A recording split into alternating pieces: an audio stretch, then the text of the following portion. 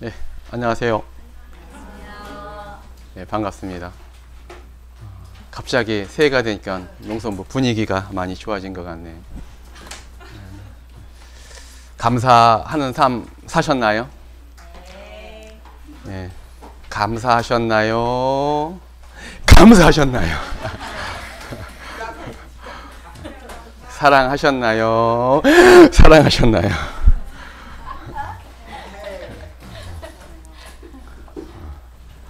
한 사람이 비웃고 있네요. 매일매일 범사에 감사하고 또 기쁨 가운데 살아가는 또 우리 또 농성부 식구들이 됐으면 좋겠습니다. 오늘 아침에 이렇게 많이 오셨는데요. 식사하고 오셨나요? 못 하셨어요? 조금 하셨어요? 예. 식사하신 분도 또 계시고 또 이렇게 못 하시고 오신 분도 계시고 또 그 중에 또 식사를 하셨는데 그냥 억지로 마지못해서 또 하신 분도 계실 것 같아요. 끝나면 또 우리 어디 가요? 식당에 이제 또 밥 먹으러 이제 가잖아요. 사람은 먹지 않으면 살 수 없기 때문에.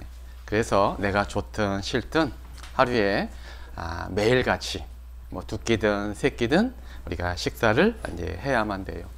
그래야만 내 몸이 또 건강을 또 유지하고 또 생명을 유지할 수 있기 때문에, 그리고 정상적으로 내가 영양분을 공급받아야만 또 힘차게 또 일할 수 있기 때문에, 살아갈 수 있기 때문에. 그래서 중요한 것이 이제 음식을 이제 섭취하는 거잖아요.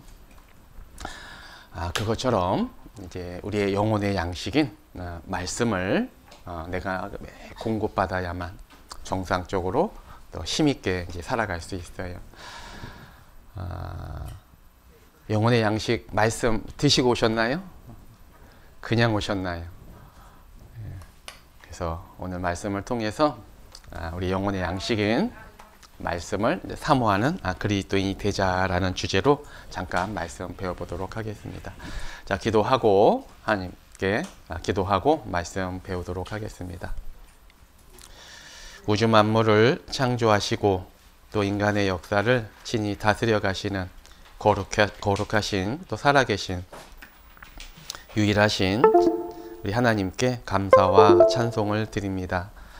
또 구원해 주신 은혜에 너무나 감사한데, 또 주님의 피로 사신 이 거룩한 교회 안에 저희들 한 지체로 두시고, 또 이 거룩한 무리를 통해서 늘 생명의 말씀을 또 공급해 주시고, 또 그 말씀을 통해서 우리의 믿음이, 신앙이 자라가고 또 성장케 해주시고, 또 하나님이 기뻐하시는 또 풍성한 열매를 맺게 해주심에 감사드립니다. 이제 마지막 때를 살아가는 저희들, 그 무엇보다 하나님의 말씀을 더욱 사모하게 해주시고, 또 늘 삶 가운데 말씀대로 살아갈 수 있도록, 또 말씀을 통해서 승리하는 삶을 살아갈 수 있도록 늘 인도해 주시고 도와주시기를 기도합니다. 또 오늘 주일을 맞이해서 또 우리 사랑하는 식구들 한자리에 불러 모아주시고 하나님을 찬양하고 또 하나님의 말씀을 함께 배울 수 있도록 기회 주시고 또 은혜를 베풀어 주심에 감사드립니다. 오늘 하나님께서 친히 우리 각 사람에게 오늘 말씀으로 교훈 주시고 또 위로해 주시고 또 힘을 주시기를 기도드립니다. 말씀을 배우는 이 귀한 시간, 우리의 마음을 열어서, 우리의 귀를 열어서 주님의 음성을 들을 수 있도록 도와주시옵소서. 우리를 사랑하시는 고마우신 예수님 이름으로 기도드렸습니다. 아멘.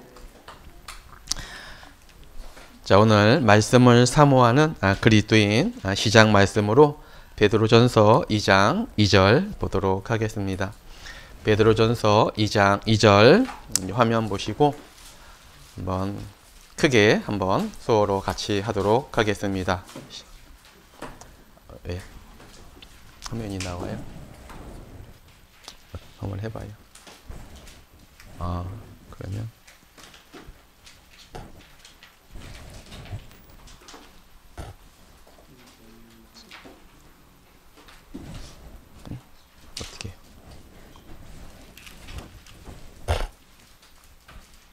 끄고 다시 해볼까요? 잠깐만.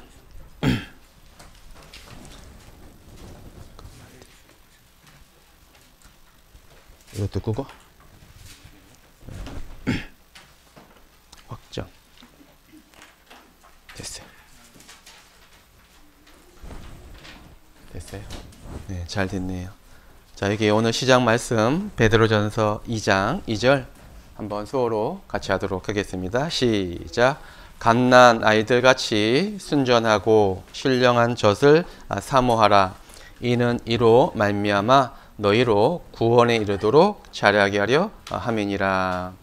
여기 하나님의 말씀은 능력이 있기 때문에 말씀을 통해서 우리의 영혼이 구원받고 또 지금도 그 말씀이 살아서 우리 삶 가운데 역사하고 있습니다. 그래서 구원받은 사람은 이제 말씀을 통해서 구원받은 사람은 이제 주님 앞에 가는 그날까지 계속해서 말씀을 내가 공급받아야만, 우리가 음식을 매일 먹는 것처럼 영혼의 양식인 말씀을 매일 공급받아야만 내가 정상적으로 자라가고 성장할 수 있어요. 그리고 마귀와의 싸움에서도 승리할 수 있어요. 그래서 구원받은 그리스도인에게 있어서 가장 사모해야 할 것, 그것이 바로 말씀이라는 것을 우리에게 알려주고 있습니다. 자, 여기 갓난 아이들 같이 순전하고 신령한 젖을 사모하라 라는데, 이 사모하라 라는 말은 간절히 바라다, 그런 뜻이거든요. 내가 사랑하는 사람이 생기면 그 사랑하는 사람을 만나기를 간절히 원하는 마음. 그러니까 이 사모라는 단어는 반드시 뭐가 포함되어 있는 거예요? 사랑. 사랑이 없으면 절대 사모할 수 없어요. 간절히 바랄 수 없어요. 그러니까 우리가 왜 말씀을 사랑해야 될까요? 나를 구원해 주신 것이 말씀이기 때문에. 그래서 여기 이 비유로 말씀해 주셨는데요. 갓난아이가 태어나면 이 갓난아이가 찾는 것이 뭐예요? 엄마의 젖. 엄마의 젖. 그것처럼 이 갓난아이가 엄마의 젖을 사모하는 것처럼, 간절히 바라는 것처럼. 그래서 다른 성경에는 이렇게 이제 번역을 하고 있어요. 갓난아이가 엄마의 젖을 필사적으로 찾아간다, 그런 뜻을 가지고 있어요. 왜 그럴까요? 갓난아이에게 있어서는 엄마의 젖이 유일한 생명줄이기 때문에 그래요. 다른 것을 어떤 것도 먹을 수 없어요. 오직 엄마의 젖만이 그 태어난 아이를 생명을 유지해 줄 수 있기 때문에. 그것처럼 갓난아이가 엄마의 젖을 사모하는 것처럼 이제 구원받은 그리스도인들은 이제 사모할 것이 뭐냐? 바로 하나님의 말씀이라는 거예요. 여기는 우리는 눈에 보이는 육신만 있는 것이 아니잖아요. 우리 안에 영혼이 있어요. 그 영혼의 양식이 말씀이기 때문에 그래요.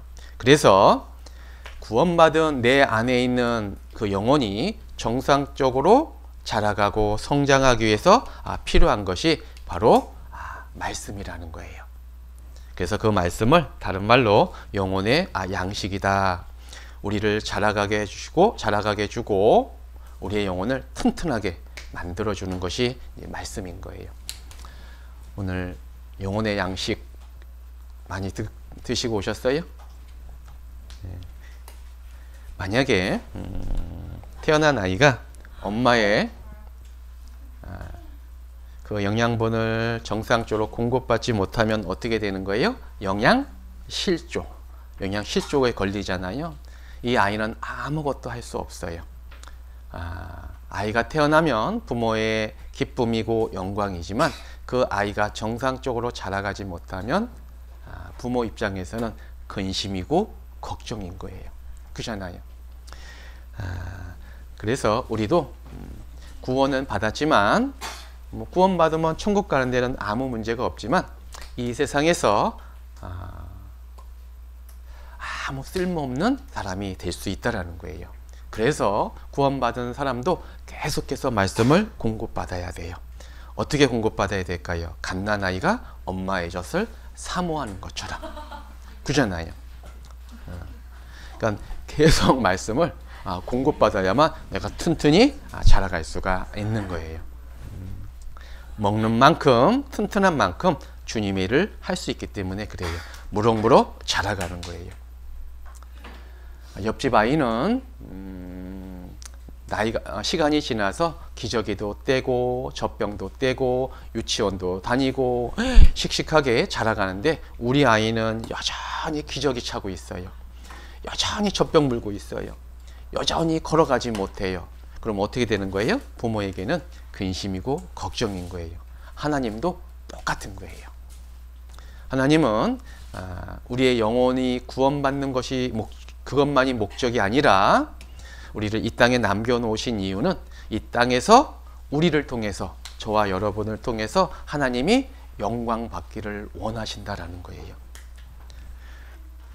자, 그래서 여기 골로새서 3장에 보면 그리스도의 말씀이 너희 속에 풍성히 거하여, 내 안에 주님의 말씀이 풍성히 거할 때 모든 지혜로, 지혜는 하나님으로부터 오는 거잖아요.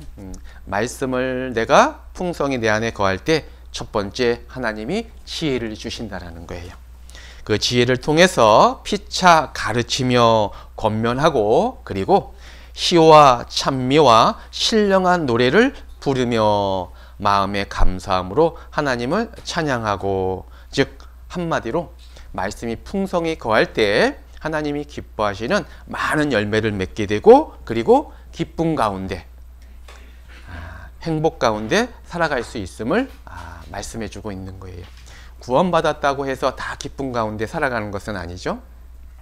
내가 말씀을 쫓아 살아갈 때, 말씀이 내 안에 풍성히 거할 때 기쁨의 삶을, 감사한 삶을 살아가게 되는 거예요. 그런데 왜 교회 안에서 구원받은 그리스도인이 왜 불평하고 서로 다투고 서로 시기하고 판단하고 왜 그럴까요? 교회당을 안 나와서가 아니라 내 안에 말씀이 풍성히 거하지 않기 때문에 그래요. 자, 그래서 말씀을 이거 너무 많이 먹었나요? 풍성히 이렇게 튼튼해질 수 있다라는 거예요. 이 세상 음식은 많이 먹으면 비만에 걸릴 수 있어요. 그러나 하나님의 말씀은 능력이 있기 때문에 아무리 내가 듣고 아무리 배워도 어떻게 해요? 비만에 걸릴 염려가 없어요. 자, 오늘 그래서 우리가 말씀을 배워야 하는 이유, 그걸 몇 가지 좀 살펴보도록 하겠습니다. 신앙은 구원받았다고 해서, 시간이 오래 지났다고 해서 저절로 그 믿음이, 신앙이 자라가고 성장하는 것이 아니에요.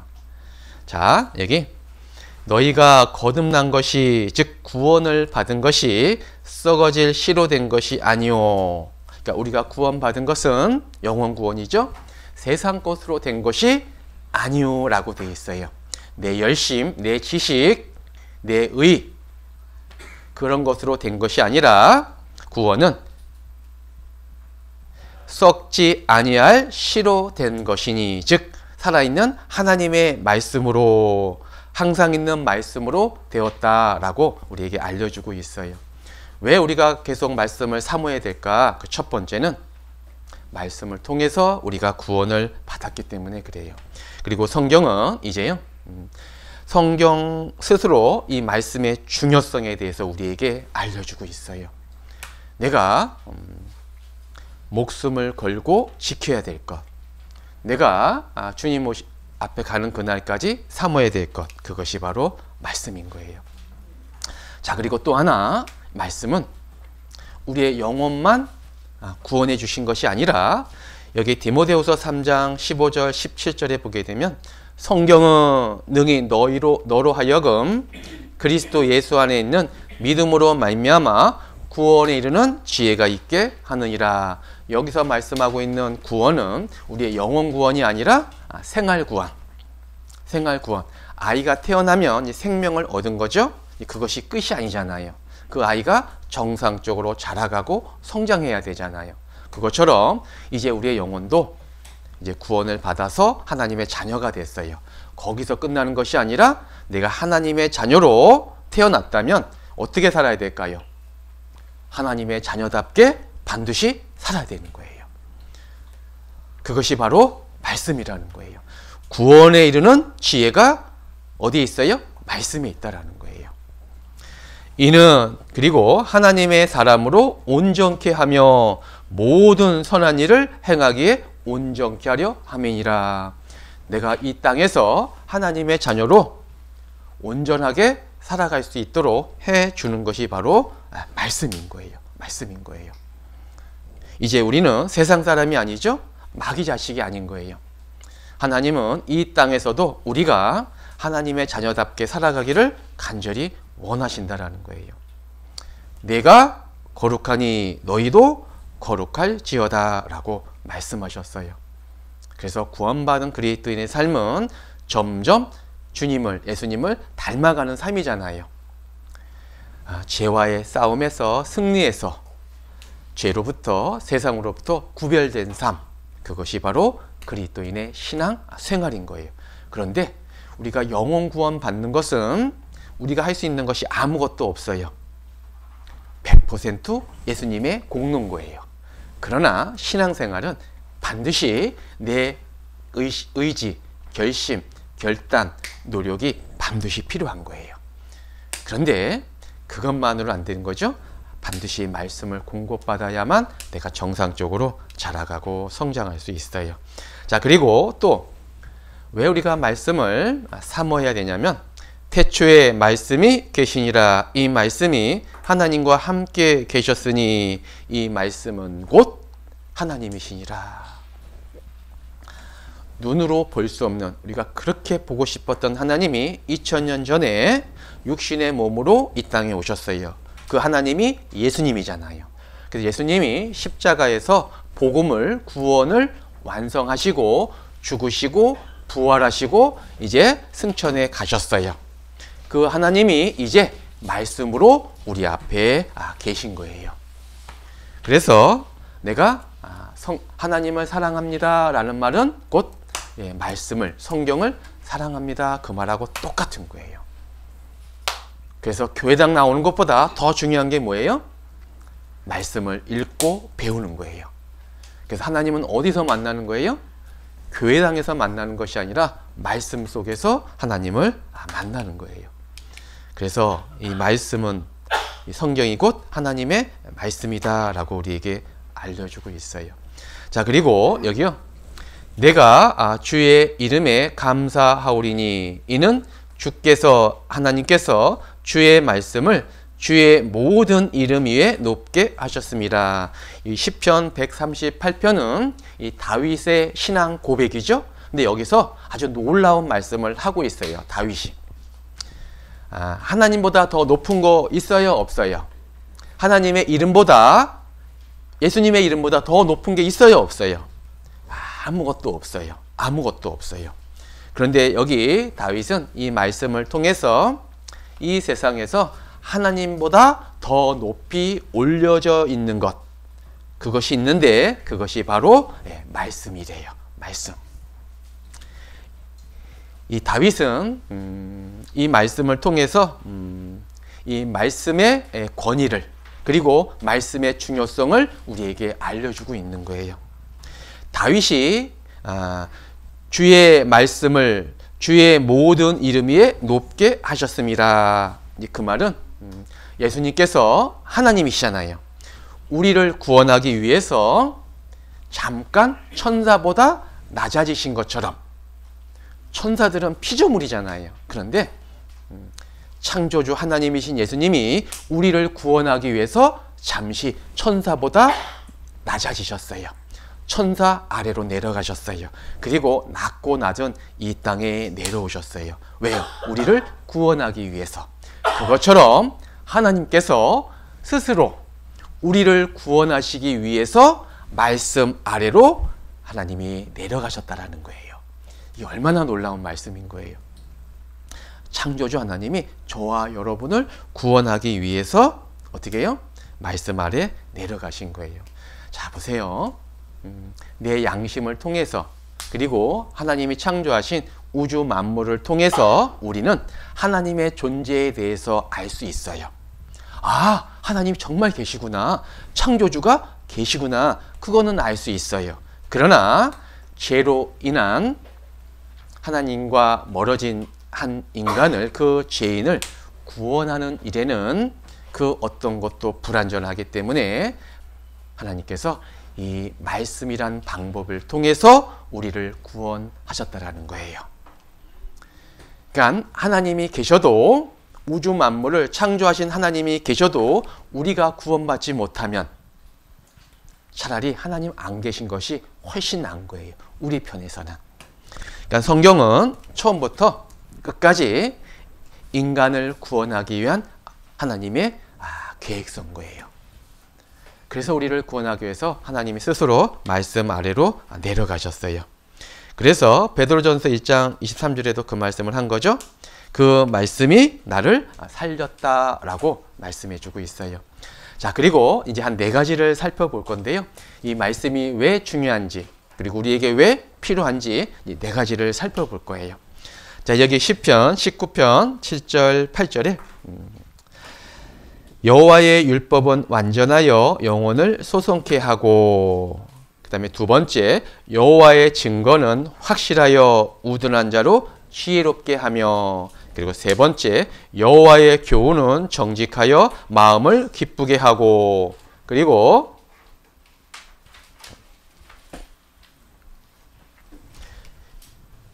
여호와의 4번째, 여호와의 계명은 순결하여 눈을 밝게 하는도다. 여기 이 4가지가 나오는데요. 여기 율법, 그리고 증거, 그리고 교훈, 그리고 여기 여호와의 계명, 이 4가지는 다 진리의 말씀을 가리키고 있어요. 여기 중요한 4가지를 우리에게 알려주고 있는데요. 여기 여호와의 율법은 완전하여 라고 되어 있는데요. 하나님의 말씀의 절대성을 우리에게 알려주고 있어요. 자, 첫 번째, 하나님의 말씀, 사람의 영혼을 소송케 한다라고 되어 있는데요. 소송케 한다, 이 말은 여기 찾아보니까 하나님의 말씀이 죽은 영혼을 구원한다, 그런 뜻인 거예요. 자, 여기 영혼을 소송시킨다라는 것은 영혼을 살린다 또는 영혼을 새롭게 한다, 이제 그런 뜻을 가지고 있는데요. 하나님의 말씀이 살아있기 때문에, 잠깐만요. 말씀은 죽은 것도 살리는 생명의 근원이 된다, 이제 그런 뜻을 가지고 있는 거예요. 즉, 말씀 자체에 생명이 있다라는 거죠. 죽은 영혼도 살리는 생명이 있다라는 거예요. 그리고 2번째는 죽은 어떤 것도 말씀에 붙잡히게 되면, 말씀에 붙게 되면 다시 살아난다, 그런 뜻을 가지고 있어요.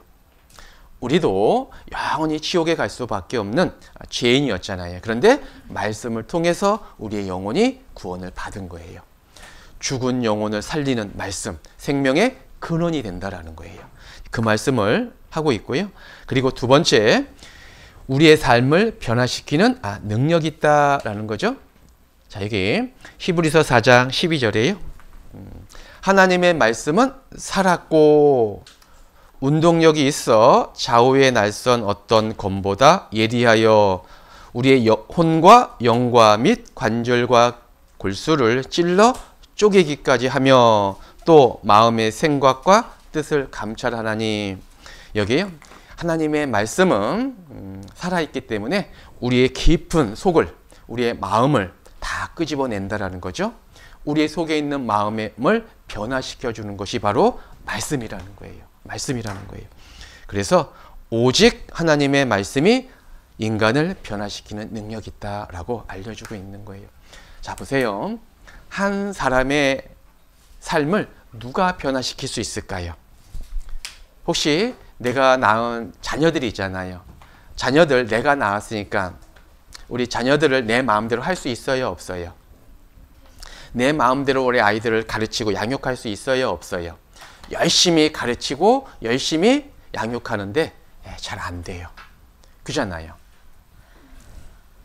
자, 그런데 아무리 포악한 사람이라 할지라도 하나님의 말씀은 살았기 때문에 이 말씀에 사로잡히게 되면 반드시 그 사람의 생각이 바뀌고 그 사람의 마음이 바뀌고 그 사람의 삶이 변하게 된다라는 거예요.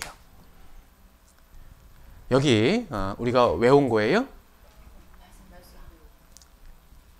말씀 배워서 왔지만 말씀에 사로잡혔기 때문에 우리가 처음부터 교회당 온 것이 아니잖아요. 처음부터 하나님 말씀에 무릎 꿇은 건 아니잖아요.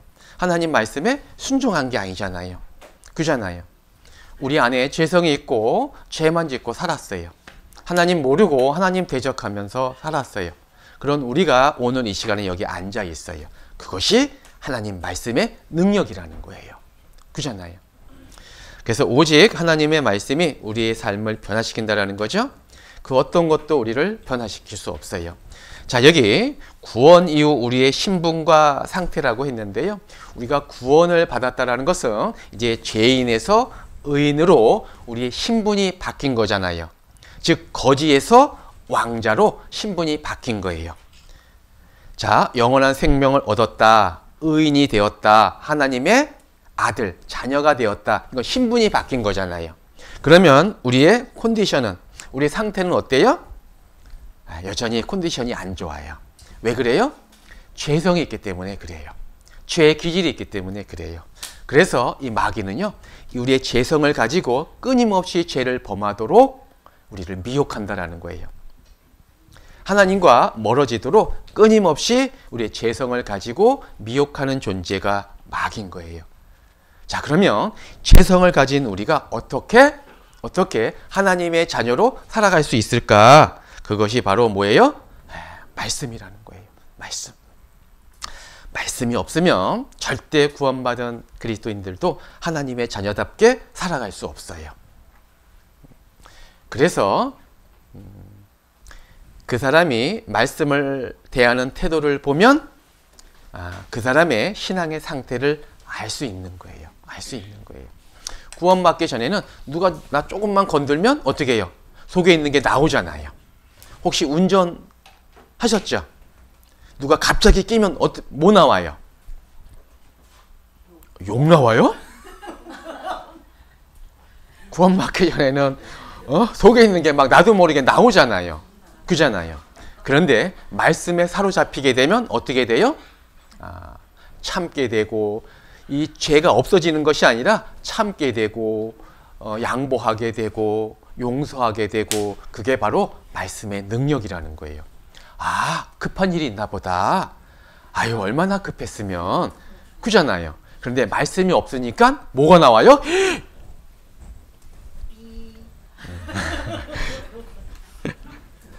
우리가 구원을 안 받아서가 아니라 말씀이 내 안에 없기 때문에. 그잖아요. 자, 여기 그래서요. 말씀은 우리의 영혼만 구원해 준 것이 아니라 우리의 삶 가운데 우리의 삶을 변화시켜주는 능력이 있다라는 거예요. 그리고 세 번째, 또 왜 우리가 하나님의 말씀을 사모해야 될까? 여기 보면 죄로부터 깨끗게 해준다라는 거예요. 구원받은 그리스도인은 끊임없이 죄와의 싸움이잖아요. 구원받고 가장 괴로운 게 뭐예요? 죄잖아요. 주님은 내 죄 때문에 십자가에 죽어주셨는데, 내가 그 사랑을 깨닫고 구원을 받았는데, 죄를 안 지었으면 좋겠는데 죄를 안 지어요? 또 지어요? 죄를 지니까 마음이 아프잖아요. 괴롭잖아요. 또 후회하고 그러잖아요. 끊임없이 죄와의 싸움이 있다라는 거예요. 그 싸움에서 실패하면 절대 신앙생활 할 수 없어요. 그래서 신앙생활은 죄와의 싸움인 거예요. 마귀와의 싸움인 거예요. 그런데 마귀와의 싸움에서 내가 무기가 없으면 절대 승리할 수 없어요. 그 무기가 바로 말씀인 거예요. 말씀인 거예요.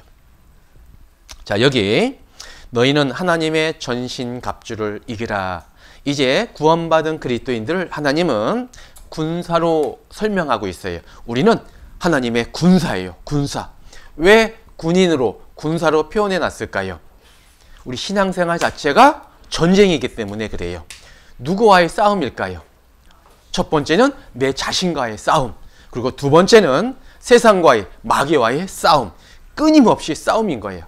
아침이 일어나자마자 싸움이 시작되는 거예요. 언제까지요? 잠들 때까지. 잠들 때까지. 그런데 여기 하나님의 전신갑주, 우리가 전쟁에 나가려면 군인이 완전 무장을 해야 되잖아요.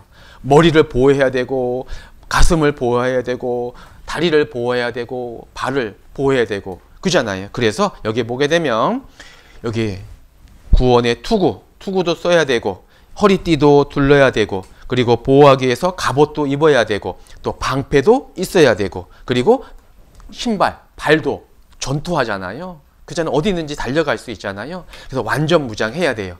그런데 지금 말씀드린 모든 것들은 다 뭐예요?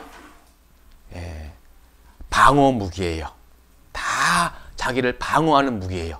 그런데 공격하는 무기가 딱 하나 있어요. 그것이 뭐예요? 검, 칼. 근데 이 칼을 성경에서 성령의 검, 곧 하나님의 말씀이다 그런 거예요. 마귀가 우리를 끊임없이 공격하는데 다른 것들로 내 몸을 보호할 수는 있어요. 그러나 내가 마귀를 싸움에서 승리하기 위해서는 반드시 공격 무기가 있어야 되잖아요. 그게 바로 말씀인 거예요. 말씀인 거예요. 우리가 전도할 때 보면 말씀을 있어야 전도할 수 있잖아요. 그잖아요. 그런데 내가 말씀이 없으면 어떻게 돼요?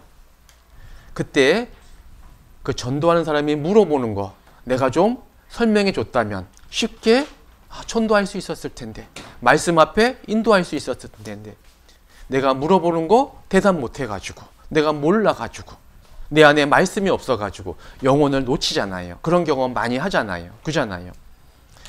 너희 소망에 관한 이유를 묻는 자들에게 대답할 것을 항상 예비하라, 준비하라. 그게 뭐예요? 말씀이잖아요. 내 말씀이 내 안에 풍성히 거할 때 전도하러 갈 때 힘이 나는 거잖아요. 무기가 있으니까. 그잖아요. 우리를 영원해 주셔서 이제 성령이라는 무기가 있어요. 우리 안에는요. 성령이 계시기 때문에. 그런데 군인이 훌륭한 멋진 총이 있는데요. 안에 총알이 있으면 적을 물리칠 수 있어요? 없어요? 방아쇠는 당기는데 총알이 안 나가요. 아무리 당기는데 총알이 안 나가. 그럼 어떻게 돼요? 내가 죽는 거예요. 그 총알이 바로 말씀인 거예요. 말씀. 자, 여기 그래서 이는 곧 물로 씻어 말씀으로 깨끗하게 하사 우리를 거룩하게 하시고, 이 거룩이란 단어는 하나님께 속한 단어잖아요. 우리는 거룩한 사람들이 아니었잖아요. 근데 우리의 신분은 이제 거룩한 하나님의 자녀가 됐어요. 그것처럼 이제 우리의 삶도 거룩한 삶을 살아가야 된다는 거예요. 그런데 여기 말씀이 없이는 절대로 깨끗한 삶을, 거룩한 삶을 살아갈 수 없어요. 자, 여기 보면 더러운 게 묻었어요. 이것으로 음식 먹을 수 있어요? 누구하고 악수할 수 있어요? 아무것도 할 수 없어요. 그러면 이 더러운 손을 어떻게 해야 돼요? 반드시 물로 씻어야지 돼요. 그래야 우리가 정상적으로 삶을 살아갈 수 있어요. 그잖아요. 그것처럼 내가 세상에 나가서 더러운 것이 내 안에 묻었다면, 더러운 세상 것이 내 안에 들어왔다면 그럼 씻어내야 되잖아요. 그래야 정상적으로 하나님과 관계를 유지할 수 있잖아요. 그것처럼 저희를 진리로 거룩하게 하옵소서. 아버지의 말씀은 진리이니라.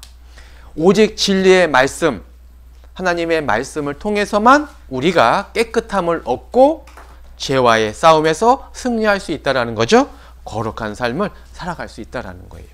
그래서 여기 요한복음 17장에 내가 주께 범죄치 아니하려 하여 주의 말씀을 내 마음에 두었나이다.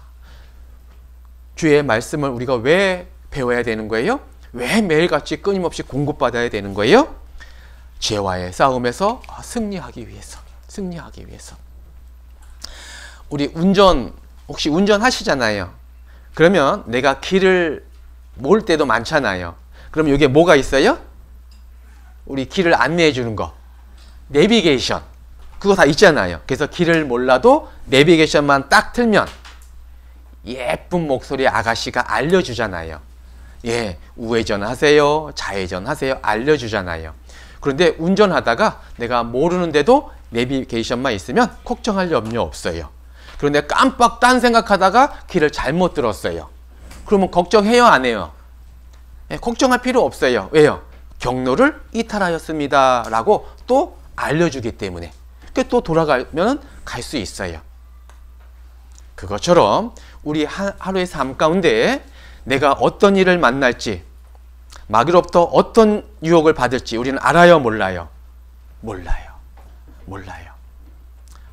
하루에도 수많은 일이 일어나잖아요. 그잖아요. 내 힘으로, 혼자의 힘으로 이 세상을 이겨나갈 수 있어요? 절대 그럴 수 없어요. 그래서 뭐예요? 아침 말씀 묵상이 그래서 필요한 거예요. 하루의 삶의 승패가 어디 달려 있는 거예요? 네, 아침 말씀이 있는 거예요. 아침에 말씀으로 풍성히 거하고 아침을 시작했을 때 내 앞에 있는 그 어두운 길도, 마귀의 유혹도 이겨낼 수 있는 거예요. 여기 주의 말씀은 내 발의 등이요 내 길의 빛이니이다. 세상은 어둠이잖아요. 죄악으로 가득 찼잖아요. 그 속에서 내가 믿음을 지키고 끝까지 승리하는 삶을 살아가기 위해서 필요한 것이 말씀인 거예요. 자, 그리고 이제 마지막 네 번째로요. 우리가 왜 말씀을 사모해야 되냐면 여기 열매를 맺게 해준다라는 거예요. 그러니까 신앙생활 자체가 열매 맺는 삶이거든요. 말씀을 배우는데 그 말씀을 통해서 주일날도 말씀 배우고 수요일날도 말씀 배우고 구역 모임, 조모임 끊임없이 말씀을 배워요. 교육의 목적이 뭐예요? 삶의 변화인 거예요.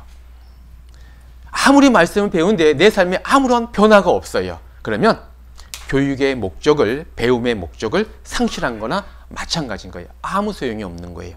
그냥 지식만 쌓는 거죠. 그러면 사람이 교만케 되는 거예요. 반드시 하나님이 원하시는 것이 열매인 거예요. 열매. 자, 여기 열매 맺기 위해서 우리에게 필요한 것이 바로 말씀인 거예요.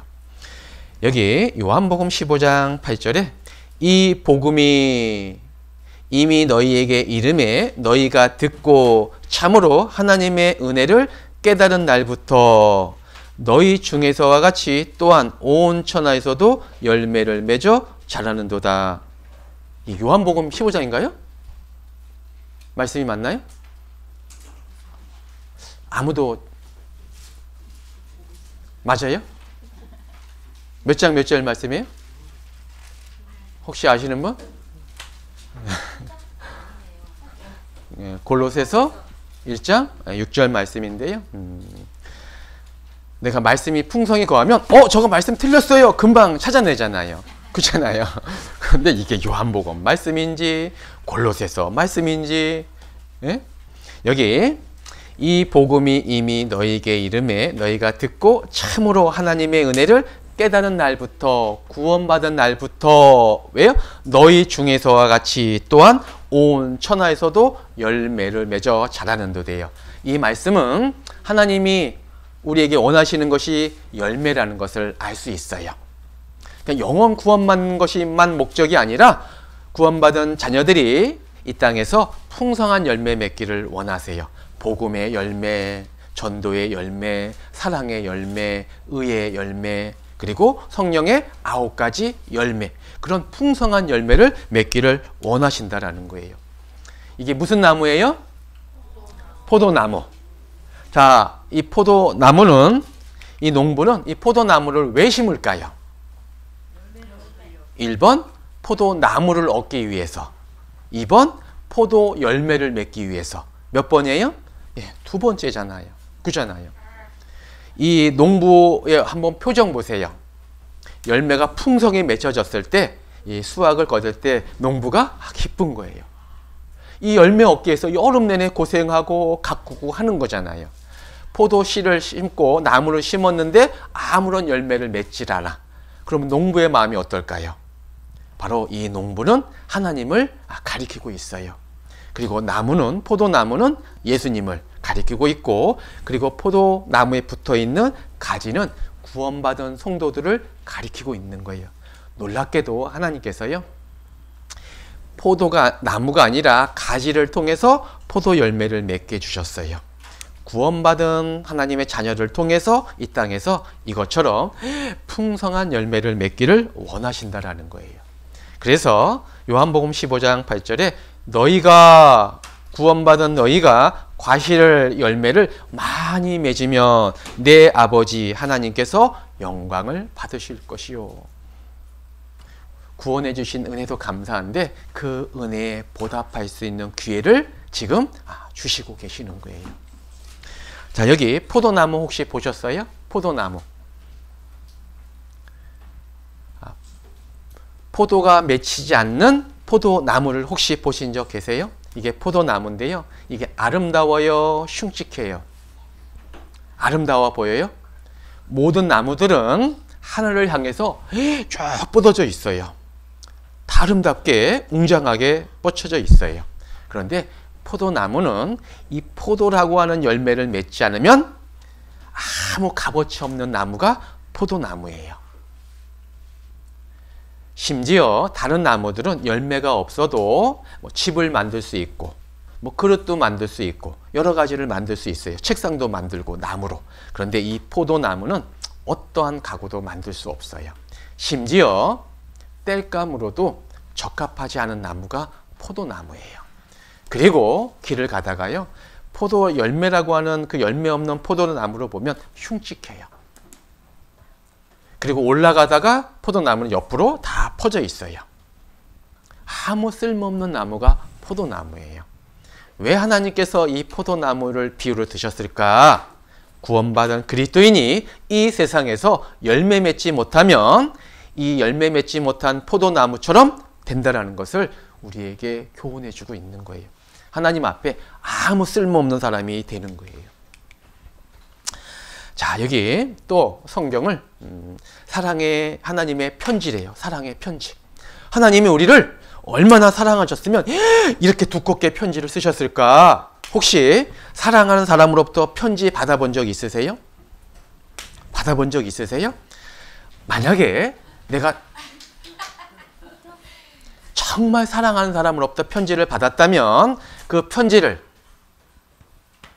책꽂이에다가 처박아 둘까요? 매일매일 읽고 또 읽을까요?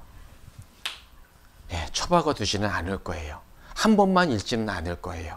그 편지 속에는 그 사람의 마음이, 사랑이 담겨져 있기 때문에 실제로 그 사람을 보질 않지만 편지를 통해서 그 사람의 마음을 알 수 있는 거잖아요. 그잖아요. 그래서 기쁨이 있고 감사가 있고 사랑이 싹 트는 거잖아요. 정말 성경을 내가 하나님의 사랑의 편지라고 생각한다면, 이것이 나에게 생명을 주는 하나님의 말씀이라면 어떻게 돼야 될까요? 정말 사모하는 마음으로 말씀을 읽고 배워야 되는 거예요. 그잖아요. 여기 사랑하는 사람하고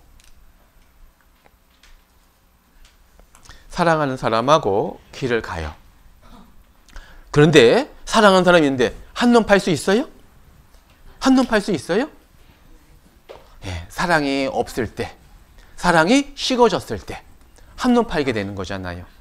우리가 말씀으로 구원받은 그리스도인이 이 말씀을 사모하는 마음이 사라지게 되면 어떻게 될까요? 자꾸 다른 데 찾는 거예요. 유튜브 들어가서 다른 데 찾고 다른 말씀 찾고, 그래서 두 마음을 품게 되는 거예요. 그래서 주님과 점점 멀어지게 되는 거예요. 생명의 말씀이 부족한가요? 우리가 배우는 이 말씀이 정말 부족한가요? 아닌 거예요. 그잖아요. 우리의 사랑이 식어졌을 때, 이것을 정말 하나님이 말씀이라고 생각하지 않을 때 우리는 한눈 팔게 돼 있는 거예요. 자, 보세요. 그리고 또 하나, 정말 하나님의 말씀이라면 말씀에 순종하는 태도를 가지고 반드시 읽어야지 돼요. 왜? 하나님의 말씀이기 때문에. 말씀을 배우는데 내가 말씀에 순종하지 않는다면 말씀을 배우는 목적을 잃어버리는 거나 똑같은 거예요. 내가 조금 이해되지 않는다 하더라도, 내 생각과 맞지 않는다 하더라도 이것이 정말 하나님의 말씀이라면 어떻게 들어야 돼요? 어떻게 받아들여야 돼요? 예, 순종하는 마음으로. 내가 그 말씀대로 살아가야겠다. 그 말씀을 지켜야겠다. 왜? 사람의 말이 아니니까. 내 영혼도 구원해주고 내 삶을 변화시켜주는 것이 말씀이니까. 순종하는 마음이 없으면 절대 우리가 주님을 닮아갈 수 없어요. 내 아들아, 너의 법을 잊어버리지 말고 내 마음으로 나의 명령을 지키라. 지키라는 게 뭐예요? 순종하라는 거잖아요. 그잖아요. 2절에는 그리하면 그것이 너로 장수하여 많은 해를 누리게 하며 평강을 더하게 하리라. 우리 마음에 기쁨을, 평강을 주는 것이 뭐예요?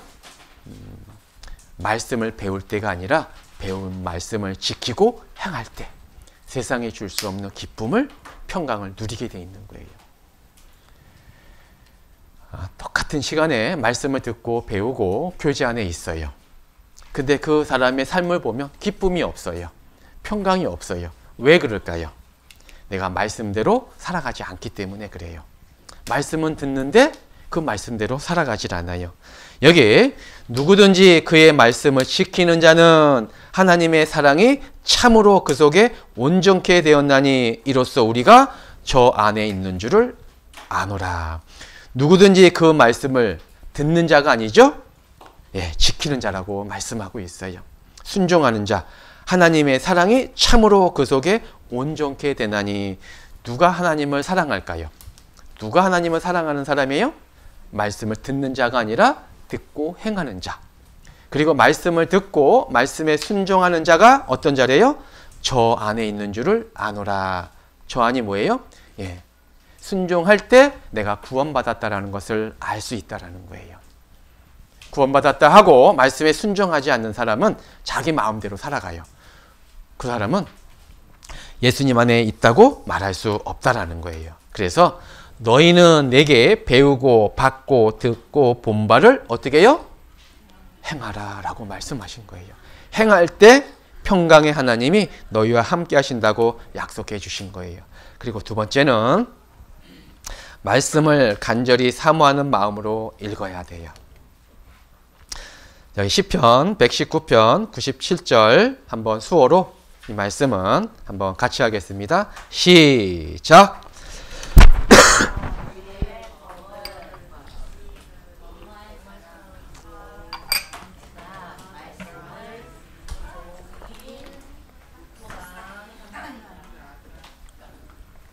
내가 주의 법을 어찌 그리 사랑하는지요. 내가 그것을 종일 묵상하나이다 라고 말씀하고 있어요. 예, 주님을 사랑하는 자만이 이 말씀을 사모하게 돼 있어요. 찾게 돼 있는 거예요. 자, 그래서 우리가 말씀을 듣고 배울 때 참으로 기도하는 마음으로 오늘 하나님께서 나에게 어떤 말씀을 주실까? 어떤 말씀으로 나를 위로해 주실까? 오늘 하나님께서 이 시간에 어떤 말씀으로 나를 교훈해 주실까? 그런 간절한 마음, 사모하는 마음으로 우리가 말씀 앞에 늘 서야 돼요. 그냥 앉아있는 것으로 중요한 것이 아닌 거예요. 하나님이여, 사슴이 시냇물을 찾기에 갈급함같이 내 영혼이 주를 찾기에 갈급하나이다. 주를 찾는 게 뭐예요? 바로 말씀을 찾는 거잖아요. 왜? 말씀이 하나님이기 때문에. 자, 그래서 여기 말씀을 배우는 방법이 있는데요. 가장 쉬운 것은 말씀을 듣는 거예요. 누구든지 할 수 있어요. 어렵지 않아요. 그런데 그거보다 조금 더 어려운 것이 말씀을 개인적으로 읽는 거예요. 그래서 듣는 것으로 끝나서는 아니죠. 개인적으로 반드시 말씀 속으로 들어가야 돼요. 읽어야 돼요. 평생에 자기 옆에 두고 읽어서 그랬잖아요. 그러니까 수요일날, 주일날 말씀 그냥 듣는 것으로 끝내서는 안 돼요. 그리고 그거보다 더 어려운 것이 뭐예요? 묵상이에요. 묵상. 말씀을 듣고 읽고 깊이 생각하는 거예요. 그래서 그 말씀 속에서 내가 보석을 찾듯이 진주를 캐내듯이 그런 말씀으로, 그런 마음으로 말씀을 내가 묵상해야 돼요. 자, 그보다 더 한 단계 더 나가야 되는 것이 뭐예요? 바로 암송인 거예요. 암송. 말씀을 듣고 묵상하는 끝나는 것이 아니라 그 말씀이 내 안에 풍성히 거해야 되잖아요. 그래야 언제 어느 때든지 마귀와의 싸움에서 이길 수 있잖아요. 너의 속에 있는 소망에 관한 이유를 묻는 자들에게 대답할 것을 준비하라, 예비하라고 했으니까 바로 암송하는 거예요. 이 암송이 얼마나 중요한지 모르는 거예요. 누가 물어봤을 때 내가 머리에 암송하고 있어야 그 말을 할 수 있는 거잖아요. 이거 다 찾을 수 없잖아요. 그잖아요. 그래서 마지막 단계가 암송하는 거예요. 그래서 묵상은 말씀을 깊이 생각하는 거죠. 소는 뭐 먹고 살아요? 소고기 먹고 살아요? 돼지고기 먹고 살아요? 예, 풀만 먹고 살아요. 그잖아요. 그런데 염을 먹고 살아요. 염을 먹고 살아요. 그 풀만 먹는 소가 왜 이렇게 힘이 셀까요? 그잖아요. 왜 그럴까요? 바로 되새김질. 봐보세요. 소는요, 시간 날 때마다 그잖아요. 되새김질입니다. 한번 집어넣어서 꺼내서 또 씻고 또 씻고. 그래서 소의 힘은 어디서 나오는 거예요? 되새김질에서 나오는 거예요. 그래서 이 묵상이 얼마나 중요한지 모르는데요. 개인적으로 묵상을 해야 되는 거예요. 근데 여기 묵상과 명상의 차이점인데요. 명상은 대상이 없어요. 대상이 없어요. 근데 묵상은 대상이 반드시 있는 거예요. 하나님이죠? 예수님인 거예요. 대상이 분명해야 되는 거예요. 묵상은. 누구를 묵상해야 돼요? 예, 하나님에 대해서, 예수님에 대해서. 대상이 반드시 있는 거죠. 자, 그리고 명상은 모든 것을 마음에 가라앉히고 비우는 거예요. 그게 명상인 거잖아요. 조용한 데 앉아서 생각을 버리고 내 안에 있는 거 모든 것을 다 버리는 거예요.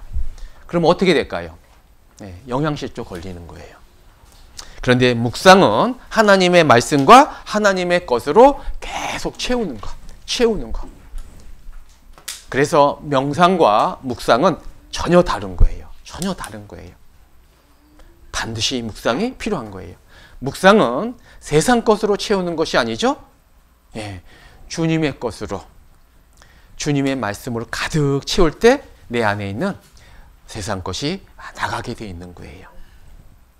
자, 그래서 이 말씀을 읽고 묵상하는 방법 정리하면서 몇 가지 말씀드리도록 하겠습니다. 자, 우리는 이제 말씀을 읽어요. 자, 눈으로, 그런데요, 눈으로 보잖아요. 그런데 이 통계에 따르면 내가 성경을 읽고 했을 때 3일 후에 기억하는 것을 조사해 봤대요. 근데 엄청난 차이가 있다라는 거예요. 자, 보세요. 내가 오늘 집에 가서 말씀을 어떻게 해요? 그냥 눈으로 보잖아요. 그잖아요. 그런데 그거는 3일 뒤에 기억나는 것은 10%밖에 안 된대요. 10%. 그런데 말씀을 들으면 3일 후에 20%가 남는데요. 통계에 따르면. 자, 그런데 참고하면서 읽을 때 뭐 주석도 갖다 놓고 무엇을 참고하면서 생각하면서 읽으면 30%를 기억할 수가 있대요. 3일이 지나도. 자, 그런데 보면서 들으면서 말씀을 배울 때 50%를 기억할 수 있다는 거죠. 그리고 그런데 여기 큰 소리로 읽기만 해도 70%를 기억할 수 있대요. 그러니까 입을 벌려서 성경을 태초에 하나님이 천지를 창조하셨느니라. 그냥 눈으로 보는 것보다 내가 큰 소리를 내서 읽을 때 3일 뒤에 70%를 기억할 수 있다는 거예요. 그래서요. 이거는 훈련이 연습이 필요해요. 장소가 필요해요. 그래서 노력이 필요한 거예요. 소리내서 읽을 수 있는 공간을 만들어야 되는 거예요. 자, 그리고 실행했을 때 읽고 묵상한 것을 내가 삶 가운데 적용했을 때 90%를 기억할 수 있는 거죠. 그리고 그거를 마지막으로 내 마음에 새겨놓았을 때 100%를 기억할 수 있다는 거예요. 이 점점 단계로 나가야 되는 거예요. 그러면 내가 그냥 눈으로 읽음만 하면 항상 10% 그리스도인밖에 되지 못하는 거예요. 자, 그래서 성경 읽기 방법, 소리내어 읽을 것, 되풀이하여 반복해서 읽을 것, 전후 앞뒤 문맥을 참고하여 읽을 것, 그리고 기도하는 마음으로 공부할 것, 그리고 인내심을 가지고 포기하지 말고 끝까지 말씀을 읽고 묵상할 것, 그리고 성경을 읽기 위해 시간을 반드시 정해 놓아야지 돼요. 시간 나면 읽지 그 사람은 절대 말씀을 끝까지 읽을 수 없어요. 반드시 내가 오늘 읽어야겠다라는 시간을 정해놔야 돼요. 하나님과의 약속인 거예요. 다니엘이 정해놓고 하나님을 향해서 기도한 것처럼 그 시간이 반드시 필요한 거예요. 그리고 우리 몸과 마음이 피곤하지 않을 때 내가 오늘 말씀 읽어야지 하는데 침대에 누워서 읽으면 들어올까요? 안 들어올까요? 마음만 있지만 안 되는 거예요. 그래서 정말 피곤하지 않을 때 그 시간을 내가 만들어놔야 돼요. 왜요? 말씀을 읽는 것은 하나님을 만나는 시간이잖아요. 가장 소중한 시간인 거예요. 내가 사랑하는 사람 만날 때 단장하고 나가나요? 아무렇게 해서 나가나요? 우리 동창에 나가잖아요. 그럼 제일 좋은 옷, 제일 다 꾸미고 나가잖아요. 미용실 갔다 가잖아요. 말씀 앞에 나가는 하나님을 만나는 시간인 거예요. 내 육신이 건강할 때, 피곤하지 않을 때 하나님 말씀 앞에 나가야 돼요. 그리고 주의가 산만하면 마음을 집중하기가 어렵다라는 거예요. 그래서 나만의 공간이 필요한 거예요. 자, 하나님과 가까이 하는 시간보다 더 귀중한 것은 없습니다 라고 우리에게 알려주고 있어요. 자, 이제 마지막 정리하도록 하겠습니다. 시간이 다 됐는데요. 시편 1편 1절 2절에 복 있는 사람은 이 땅에서 가장 하나님으로부터 복 받는 사람이 누구냐? 악인의 길을 쫓지 아니하며 죄인의 길에 서지 아니하며 오만한 자리에 앉지 않는 자가 복 있는 자래요. 그런데 이거는 저절로 될 수 없어요. 절대 저절로 될 수 없어요. 그래서 2절에 오직 여호와의 율법을 말씀을 즐거워하여 그 율법을 주야로 아침 저녁으로 묵상하는 자로다. 여기 하나님의 말씀을 아침 저녁으로 묵상하는 사람이 가장 복 있는 사람이래요. 하나님으로부터 복이 임하게 된다라는 거예요. 그런데 말씀을 어떻게 해요? 즐거워하며 라고 돼 있는 거예요. 즐거운 마음으로, 사모하는 마음으로. 그러니까는 말씀은 억지로 의무감으로 읽어서는 안 된다라는 거예요. 그러면 내 안에 남는 것이 아무것도 없어요. 성경을 보는 것은 하나님을 보는 것이며 말씀을 듣는 것은 하나님의 음성을 듣는 것입니다. 그래서요, 하나님이 사람에게 내려주신 최고의 선물, 그것이 뭐예요? 바로 말씀인 거예요. 말씀. 자, 평생에 자기 옆에 두고 읽어서 그랬잖아요. 평생이래요. 평생. 어디에요? 책꽂이가 아니라 평생에 자기 옆에 두고 읽어서. 왜요? 그 하나님 여호와 경외하기를 배우며 이 율법의 모든 말과 이 규례를 지켜 행하기 위해서. 즉 하나님의 자녀답게 살아가기 위해서. 그래서 오늘 말씀을 사모하는 그리스도인에 대해서 이제 살펴보았습니다. 이제 우리가 주님 앞에 가는 그날까지 사모해야 될 것이 뭐예요? 돈이 아니라 음식이 아니라 말씀인 거예요. 말씀. 그 말씀이 나를 살렸도다. 그래서 아침 저녁으로 끊임없이 말씀을 읽고 묵상하는 시간이 필요한 거예요. 자, 기도하고 마치도록 하겠습니다. 우리를 사랑하셔서 죄악 가운데 구원해 주신 하나님 감사합니다. 오직 그 주의 말씀이 우리의 영혼을 살리셨고, 그리고 또 삶 가운데 오직 주의 말씀이 우리의 삶을 변화시켜 주시고, 또 그 말씀이 죄로부터 세상으로부터 구별된 삶을 살아갈 수 있도록 우리를 인도해 주시고 도와주신다라는 것을 오늘 말씀을 통해서 알게 되었습니다. 우리 모든 또 성도님들이 주님 앞에 가는 그날까지 끊임없이 말씀을 배우고 듣고 또 사모하는 마음으로 또 말씀 앞에 나아갈 수 있도록 도와주셔서 하나님께서 기뻐하시는 풍성한 열매 맺는 삶을 살아갈 수 있기를 기도드립니다. 이후의 모든 시간 함께 해주시기 원하면서 우리를 죄악 가운데서 구원해 주시고 늘 함께하여 주시는 예수님 이름으로 기도드렸습니다. 아멘. 예, 수고하셨습니다.